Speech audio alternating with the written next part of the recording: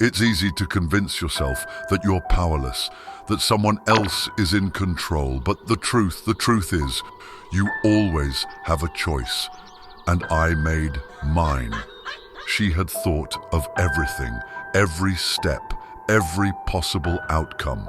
All I had to do was follow her instructions. That's what she said, simple, clean, for the family. Her words were like a command, veiled in reassurance. "Do you understand?" she asked, her voice calm. But there was no question in her tone, only certainty.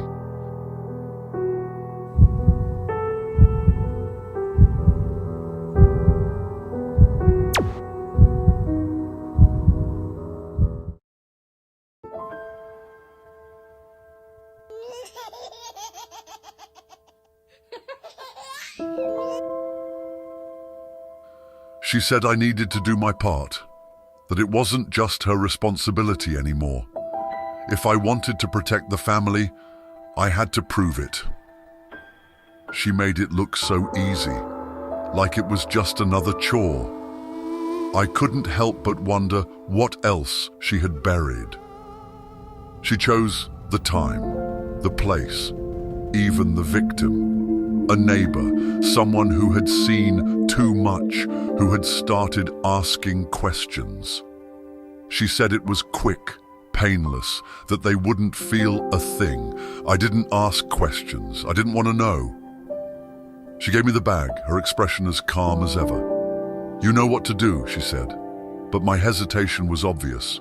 My hands felt heavy, like they weren't my own. I kept telling myself it wasn't real, that none of this was happening, but the bag, the smell, the weight of it, there was no denying it. I thought I could handle it, that I could live with what we'd done. But then I found the phone. It wasn't just the neighbor. It wasn't just to protect the family. It was something else, something darker. She thought she was in control, that she could manipulate me, use me. But she underestimated one thing. I learned from the best. I didn't know what I'd find when I unlocked her second life. Part of me hoped it was a misunderstanding, that I'd see something, anything, to explain it all away. But there it was, the truth laid bare, the trophies, the details, the why. And it wasn't for us. It was never for us. Her sister, the one we were supposed to mourn together. 12 years in a coma. Not an accident, not an unfortunate twist of fate.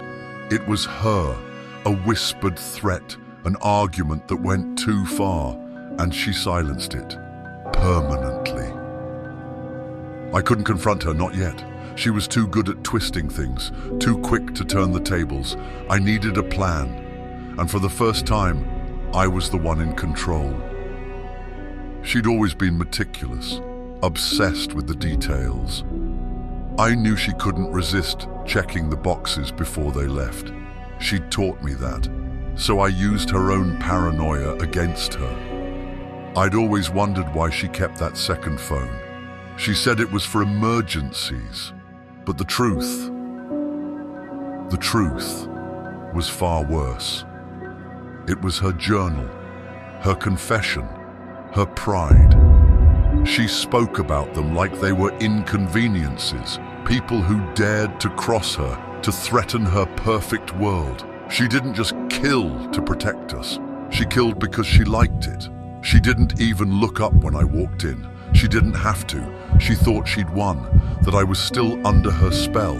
But this time, I had proof. I told her it was over, that I'd seen everything, her crimes, her lies, her need for control. I told her I'd recorded her, that I'd made sure the police would find her trophies. She said nothing, but her eyes told me everything. For the first time, she was afraid. Not of me, but of losing her perfect life. In the end, it wasn't about outsmarting her.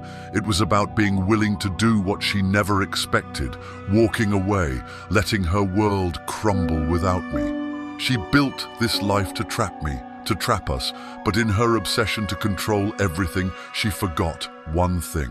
The people closest to you, they always know where to hit hardest.